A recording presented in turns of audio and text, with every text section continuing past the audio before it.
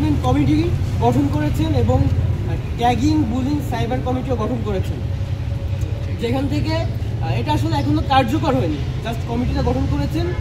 Ma'am বলছেন এটা যখন কার্যকর হবে ইনশাল্লাহ আমরা এটা প্রতিরোধে খুব ভালোভাবে প্রতিরোধে সক্ষম হব।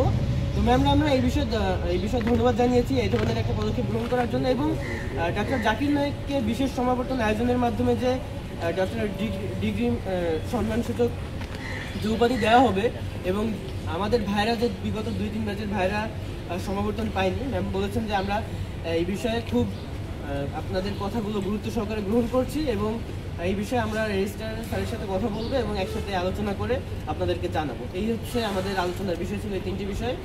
ধন্যবাদ সবাইকে, ধন্যবাদ জানিয়ে এই প্রোগ্রাম আমাদের এই সংবাদ সম্মেলন এখানে শেষ করছি। হচ্ছে রিয়াদুল ইসলাম যুবা, আরবি বিভাগ, একুশ স্টেশন। আর কারো কোনো প্রশ্ন থাকলে এই বিষয়ে হচ্ছে আমরা কথা বলেছি।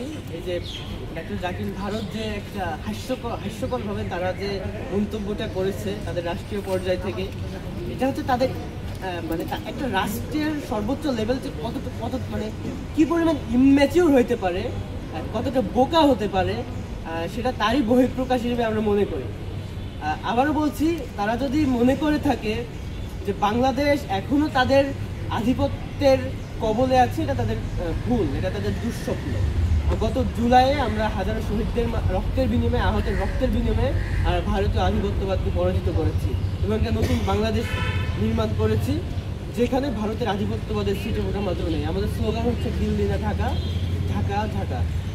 দিল্লি যাদের